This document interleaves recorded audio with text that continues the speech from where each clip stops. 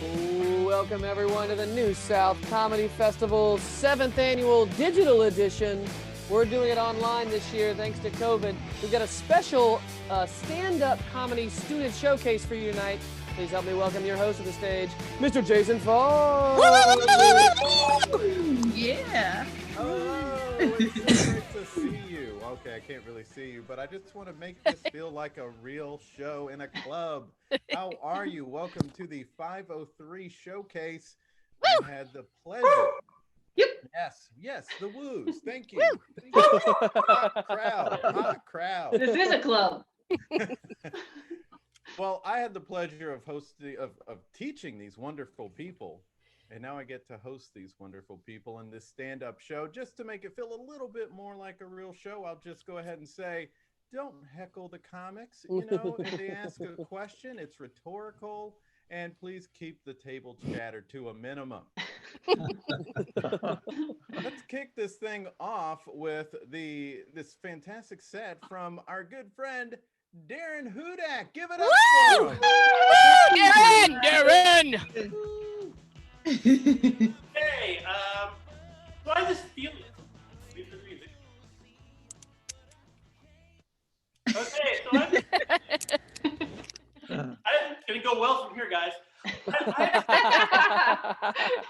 have this feeling my appliances and my electronics are judging me, okay? It started with my Apple Watch. So it was telling me my rings aren't being closed, and that is not a sex thing. For those of you who don't know, it's not. It's an exercise thing. It's totally legit. It's you know, all morning long it's telling me your rings aren't as close as they were yesterday. It's like, yes, Apple Watch, I know that. I've been in meetings all morning, which you know too because you have full access to my calendar, Apple Watch. You know this, okay? I'm sitting down. It tells me to stand up. You know, I'm watching TV, Apple Watch. Can't I just watch TV? Okay, it tells me my heart rate's too fast, and it tells me my heart rate's too slow. I'm either like 50 beats a minute or I'm 110 beats a minute. I'm either too alive or too dead, and I'm not even okay, and it's on my wrist. It's on my wrist. How does it know what my heart is doing?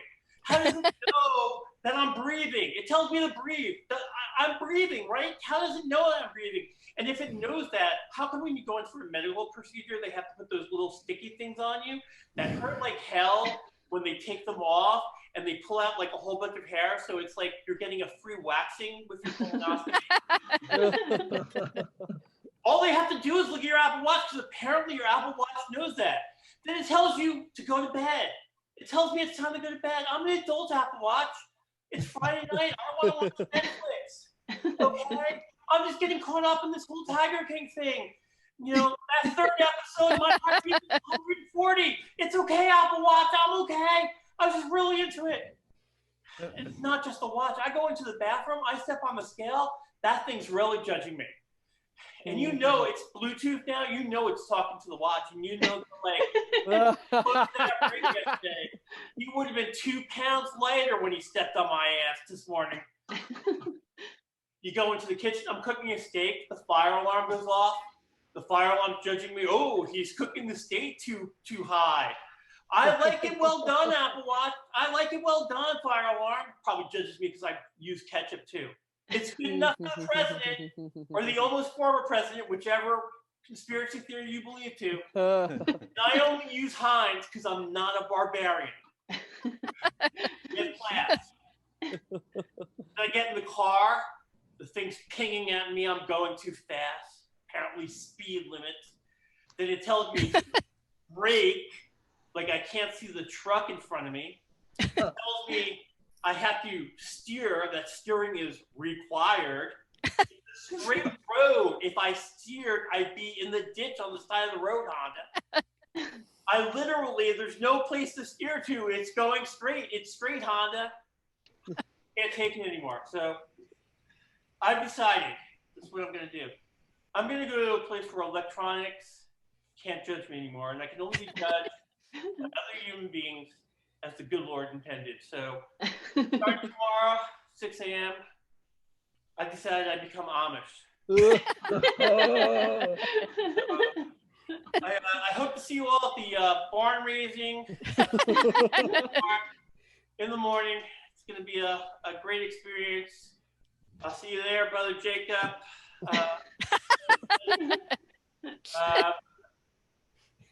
Brother Israel, and that's my time. Yay! Oh, so great. A kiss off to tech by doing a show on the internet. I like that there you can see brick behind. You can see the brick a little bit behind Darren. So it was like being at the Comedy Cellar, right? Right? Okay. All right. Well, moving along, we have another great set from the fantastic Jim Morrow. Give it up. Yay! Jim. Cool. Hey, that's going to be a difficult set to follow up. Hello, everybody. My name is Jim Morrow. This is my first time that I've been up here, so I was talking with my 6-month-old Siberian Husky the other day. It's a pandemic, so I get my social interaction where I can. This dog is the coolest dog you ever met. He's so chill all the time. He's the best poker face, completely unreadable. So I said to him, you know, Sushi, when you grow up, you're going to be big and strong like me. We're going to go sledding in the mountains. And then I saw this.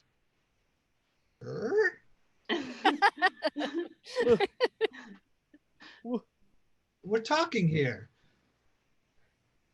Come on. Right in the middle of a profound conversation, he just loses interest completely. Really? What's more important than something I have to say? I mean, come on. Is there a cat in the house? Did somebody open a bag of treats? Did the Amazon delivery guy come? After I got over the hurt feelings, it still stings a little. Hold on. I began to think about what would happen if humans had kept this evolutionary trait. If we hadn't lost our swiveling ears, what would life be like? Let's see, like, son, you need to do your homework so you can go to a good college and get a good job and find a nice girl and get married and move out of my house. Come on, this is great stuff. You got to listen to me. Nope, I lost him. He's going to be 35, living in my basement.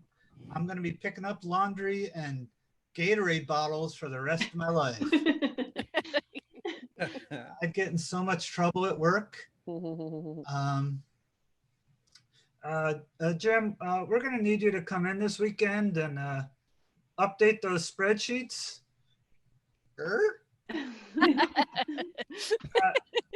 You're not listening to me, are you? Yeah, I am, boss. Sorry. I gotta come in on Friday. You haven't listened to a word I've said. That's enough. I'm done. Insubordination, you're fired.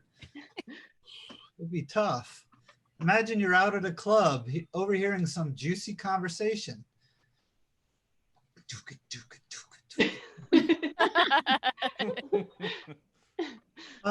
He said he's not going to get a divorce, but we can keep sleeping together.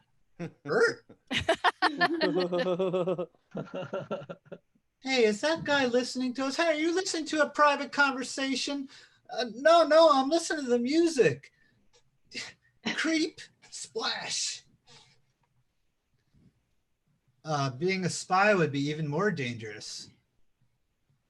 The dog barks at midnight. The cat. Hey, that guy's paying too much attention. Neutralize him. Newspaper.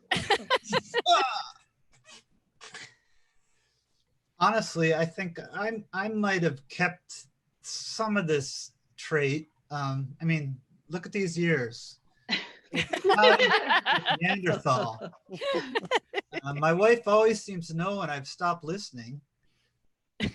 I couldn't believe her mother let her go out in public wearing that. Yes, honey. You're not listening to me. Yeah, I am. I saw your ears twitch. I can't control it. It just happens. There was a fly, a fire engine. I still had one ear listening to you. It's a natural bodily function. You never listened to me. But I'm innocent. And then I look down, and there's the dog looking at me, judging me.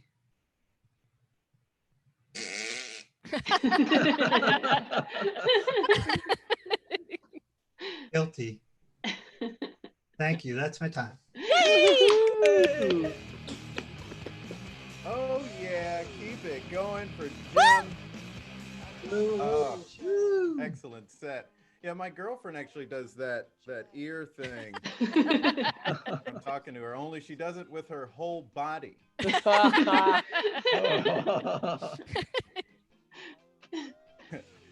Our next comic, hilarious person, and I can't wait till you hear this set. Please give it up for Nicole McCady.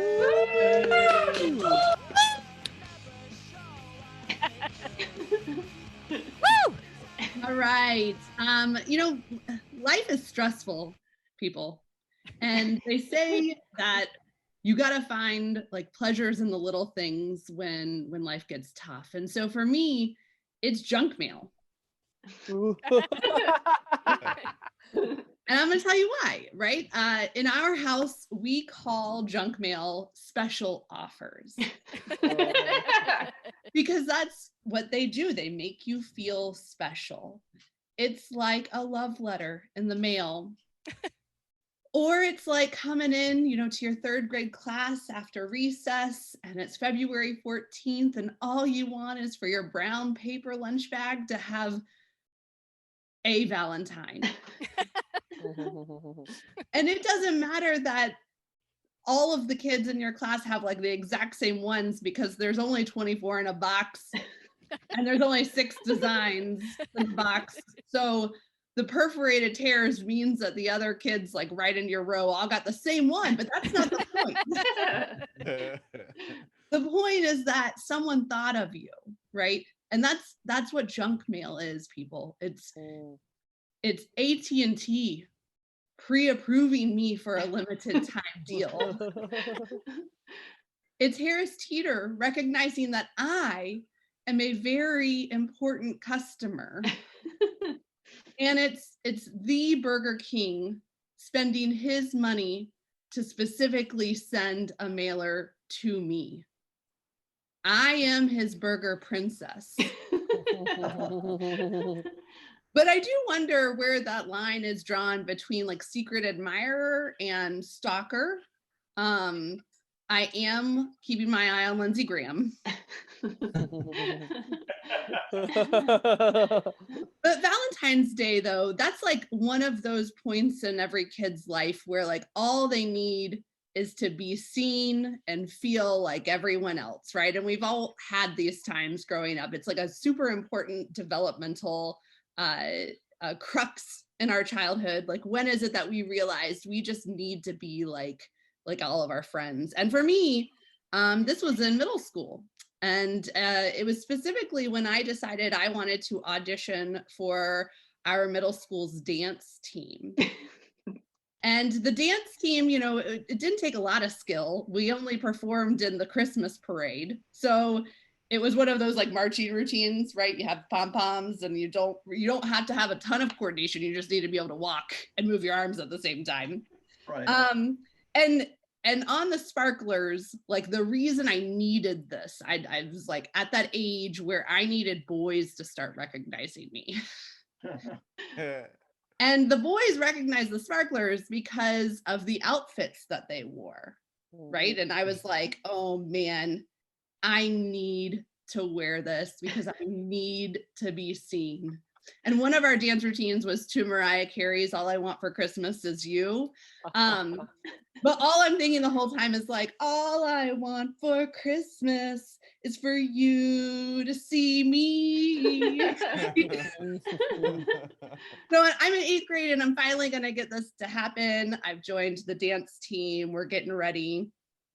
And looking back on it, it was a very inappropriate outfit, hence why I wanted to wear it and be like all the other girls.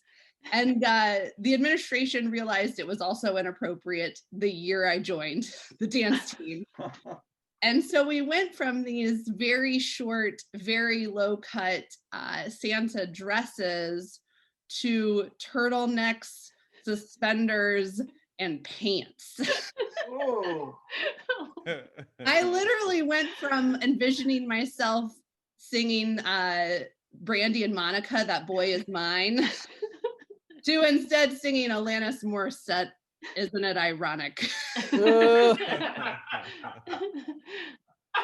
It was the exact opposite of what I wanted or what I thought I needed, right? And this is one of those other pivotal times in your life where you get to watch the tape to learn the game plays and you don't actually suffer the concussions, or you get the cheat code, but you don't actually spend, 200 hours playing Super Mario Brothers on N64. You buy the magazine and you learn the cheat code. So I got to thinking, like, what other times in my life did I actually get around something that would have been a bad experience for me? For me, wearing that and not being very coordinated, I don't care what I just told you, that outfit in the parade would not have gone well.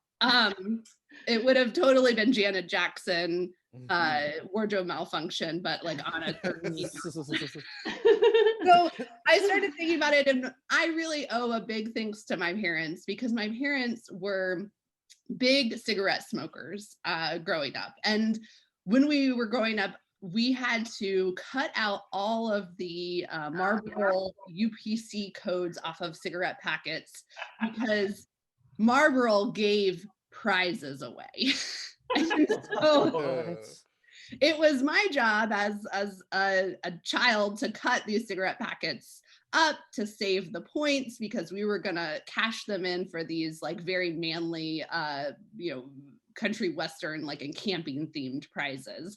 And so I would cut them out and my hands literally smelled like the shoes you rent from the bowling alley. It wasn't something I enjoyed. I didn't think I'd ever want to smoke a cigarette in my life.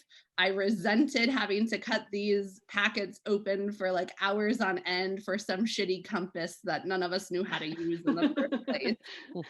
And so, I've never smoked a cigarette. And that's like an awesome thing, considering almost all the adults in my family have smoked. So at that, I'd like to thank my mom and dad. I'd like to thank Marlboro for sending us special offers in the mail. Those catalogs were the love letters I never knew I needed. So, thanks all. That's my time. Oh, goodness gracious. What a fun set. Give it up for one more time. I like the sound of that. Okay, do you think that Nicole would consider it a special offer to get my credit card bill? Well, we've got another hilarious set right now, and it's from the fantastic Walter Izell. Give it up for him. Woo! Walter! We are mean to bugs. We stomp them. We spray them. We slap them. When we hate people, we call them insects, which is not fair to insects. Why are we mean to bugs? I say live and let live, like Trump does. He saw a fly land on his vice president's head. He could have sent in a SWAT team, but he showed restraint. He went to that kind and gentle place that we've come to expect from our president. We need bugs to pollinate our crops. And without bees, the billion-dollar EpiPen industry would go bankrupt. Like our president. I like bugs. Treat them with respect. The other day, I'm doing concentration curls in my home gym. Those are curls exercises where you think about exercising, you concentrate, like Rodin's thinker. And suddenly I see this little spider dragging a catkin across the floor on its back leg. Now, catkins, you may know, are the little strings of pollen that fall off of oak trees in the summer. He was dragging it 3 times his size. It was awful, like the president dragging toilet paper on his foot. Anyway, my heart welled up with pity for this little guy, all alone with no bugs to tell him he has a catkin on his foot and no way to get rid of it. I give a good hearty tug. Oh, he goes flying across the floor. I need a technique. And yet, he seems unperturbed. How did he not notice? Do spiders do meditation? They cross all 8 legs. They go, Next, I did it. I brought more technique, a slight twist, an upward lift. And I took half the catkin away. One more tug and the spider is free. Guys, if you ever need help getting a catkin off a spider, give Walter a call. Spiders are nice. They eat mosquitoes, but what about cockroaches? Live and let live, mostly. I see them every night. Not in my house. Every night I walk a few miles for Fitbit and they're crossing the sidewalk. How do you think I got this magnificent physique? But I don't mess with cockroaches. They don't mess with me. Not near my house. Not my problem. But once in a while I snapped. The other night, a cockroach crosses in front of me. And in a sudden fit of fury, I stomped it.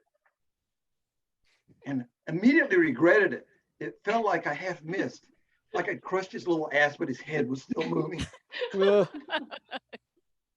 I kept walking. In a few blocks, the guilt is drained from my body. But I do hope there's a cockroach heaven. People say when civilization is gone, roaches will still be here.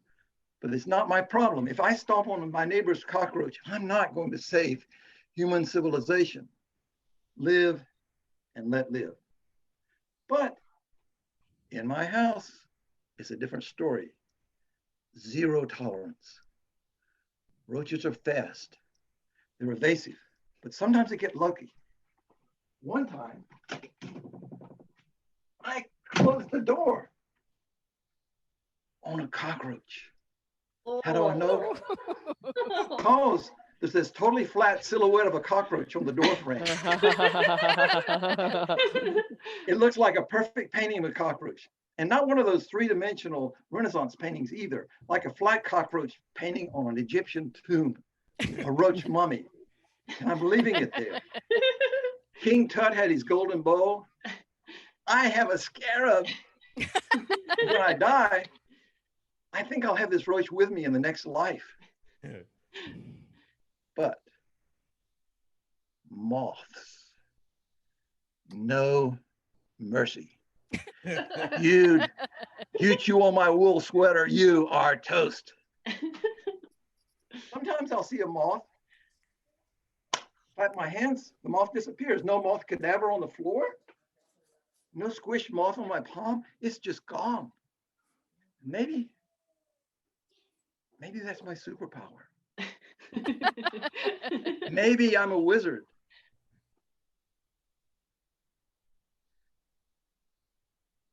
And sometimes I do get lucky. I might look old, but I've got the reflexes of a praying mantis. Last week I walked into the kitchen and saw a moth in front of me and a cockroach on the floor. This is like extermination triage. What do you kill first? No time to think. Stomp and clap at the same time like some frantic kung fu artist, like a cross between Riverdance and David Copperfield. I got them both.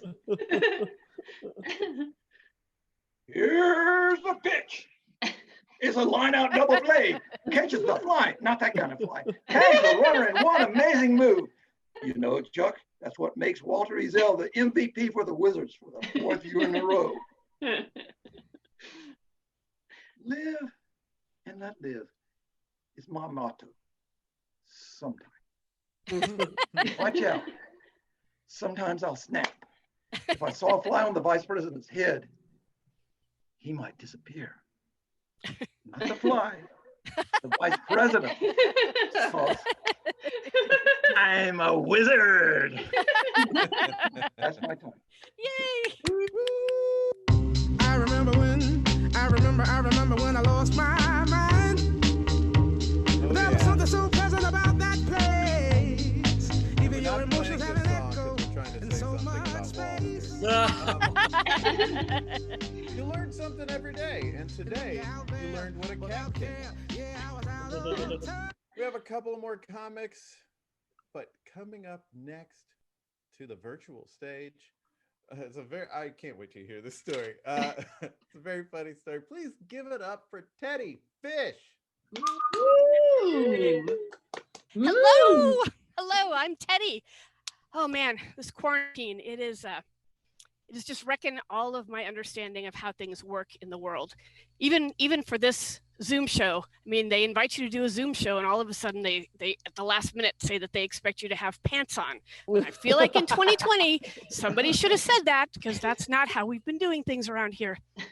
It's just not what I expected at all. I mean, first of all, I thought that a 6-month timeout would be fun. It's not fun. Second of all, I thought I'd be doing it alone.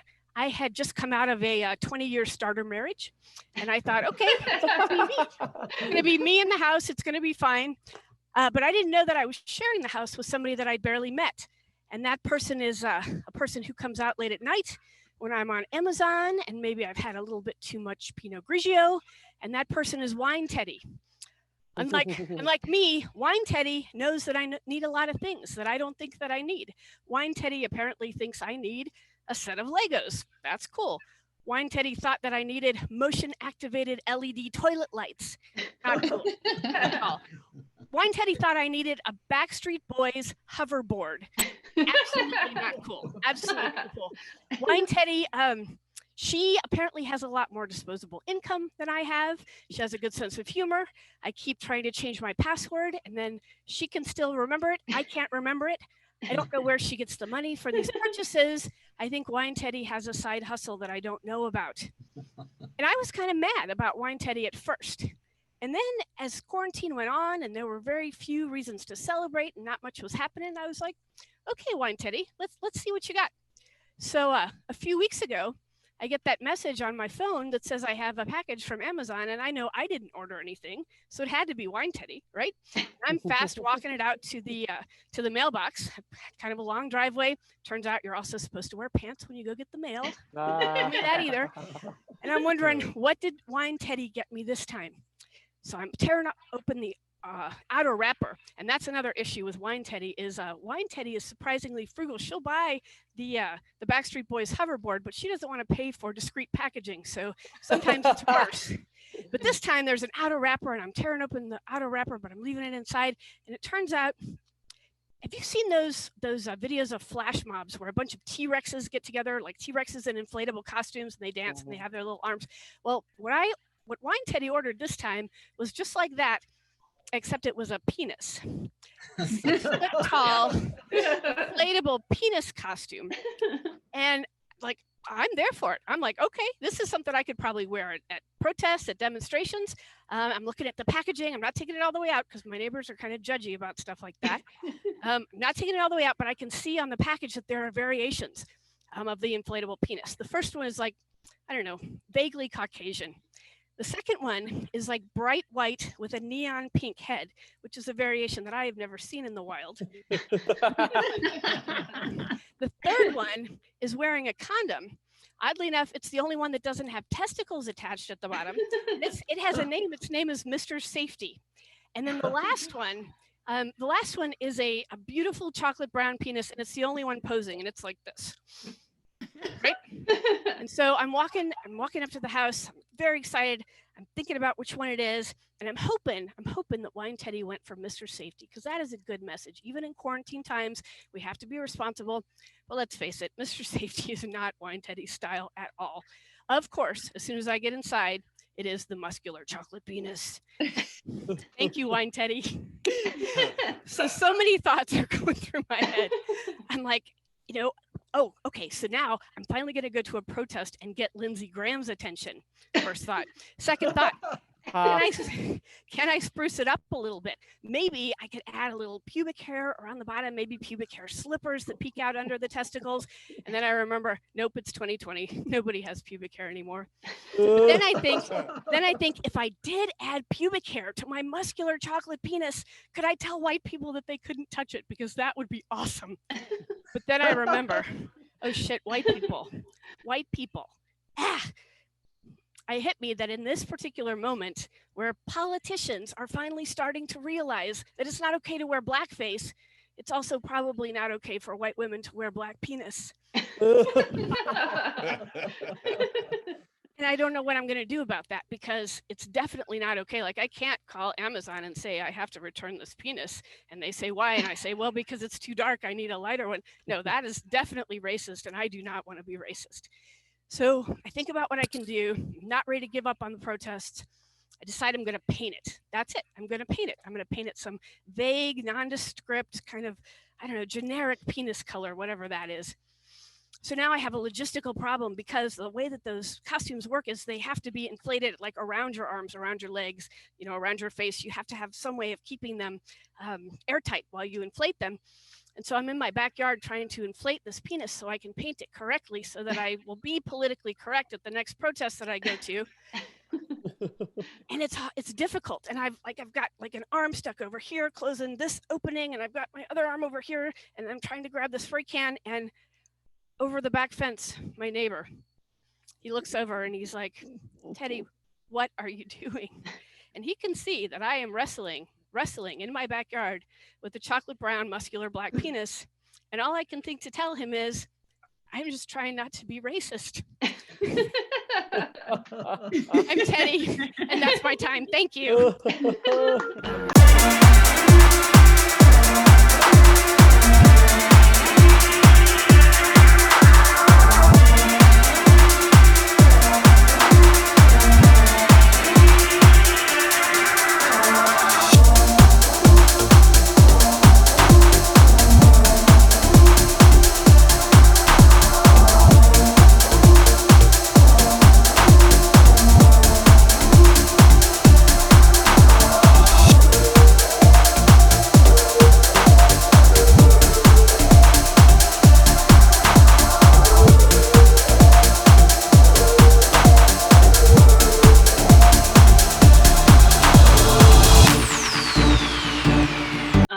So we switched around the chores at my house, so now I'm in charge of the grocery shopping. I make the list, I buy the stuff, and I also am the one navigating the complicated relationships.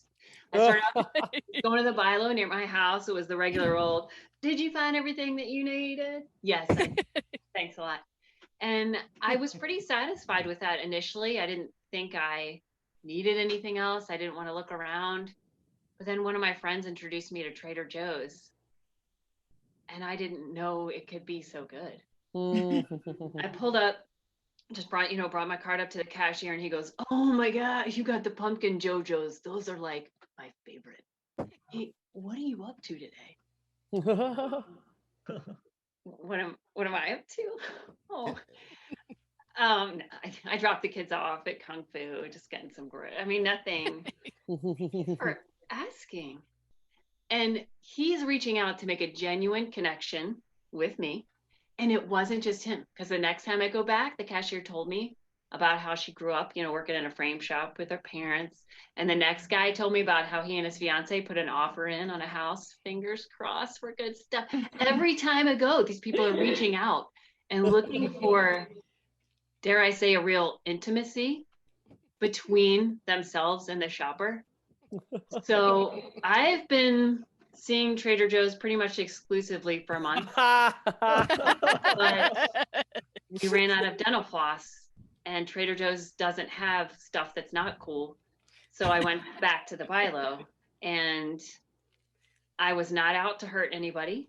I just put my reusable bags up on the counter, and they were Trader Joe's reusable bags. Mm-hmm. And she knew, and I knew that she knew. Because, did you find everything that you needed? Oh, well, I haven't had these. Are they good? Ma'am, those are Cheez-Its. And we've all had those. And more importantly, now you see me as a person to be acknowledged, connected with. Now, I've been coming here for months before I met somebody else. And it's too little too late. You know, this ship has sailed. And she took it all right. But pretty much, I was never going to go back there. But I will if my family needs something, because feeding people is important, which I really realized after my son was born and I started breastfeeding him, because it's not like having someone over for dinner. It's like, I am someone else's food. And it's not the kind of thing that it sounds like, you know, where you feed the baby every couple of hours. You feed the baby every couple of hours, and in between, making milk. Feed the baby, make more milk. Sometimes even while you're feeding the baby, you're actually making more milk. Wow. So it is this round the clock continual act of servitude. And I took that to heart, you know, and then I thought, well, I guess I don't have to help anybody else with anything else, because I'm always helping. And it did get to be kind of a problem at work, you know. Hey, Dr. Johnston, could you check the labs for the patient in room 11? They should be back. Oh, I can't do that right now. I'm swamped with what I have going on right here, and someone else could probably check those labs for you, because I can't. Or my poor husband, you know, he'd say, babe, could you hand me my glass just right there, just right next to your hand? No, I can't. Nope. Am I lactating for you? I'm not. So if you could just hand me the pillow and the baby and refill my water, then I think that's how this is going to go. You can get your water yourself. And then even people who didn't know what was going on in my life, you know, I got the call, would you like to repeat your donation from last year to the Harvest Hope Food Bank? Ma'am, I am a food bank. I don't think you want to distribute what I have to share. So back next year, I don't have anything I can do for you. The trick is, if you're breastfeeding, sometimes you are not where the baby is. And so you have to leave food with them, which means pumping in pumping rooms, which is where any woman can go and she can become a part of the American industrial agricultural complex by taking 2 cones, sticking them on her chest, and then just hook me up. Moo, milk just goes. It is so creepy and mechanical that I could not do it. Do not judge me. I did continue to breastfeed my baby, but I use a little hand pump, which is more and does not get out nearly as much milk, which I know is true, because I would go pump in the next cubicle from my friend, and I would, you know, get my 6 ounces out, and then I would split it into 2 6-ounce bottles, so it would seem like I had more. And then I would tuck it in my little bag, and she'd come out, oh my God, Brooke, so much milk. Oh, it almost hurt. Yeah, I thought I was gonna have to top off my water bottle. It just kept coming and coming and coming. I know the freezer's full. We're probably gonna have to dump some. And I knew she wasn't lying, because I could, while I was going, I could hear the whoosh, whoosh, and the milk's just shooting through the tubes. So we didn't have that problem at my house with the too much milk. It was a little more like, oh, little buddy, you found everything that you needed there. That for me. Thank y'all. Oh my goodness! Give it up for Brooke Johnston one more time. Hey, Brooke. And please give it up for all the comics. Show all of your faces. Comics, give it up for Teddy, for Walter, for Nicole, for Jim, for Darren. All crushing it. Thanks so much for being here. And the New South Comedy Festival continues to get shows and workshops all week. Go to newsouthcomedy.com to find out all the info that you need. Until next time, be good to each other. Woo! Woo!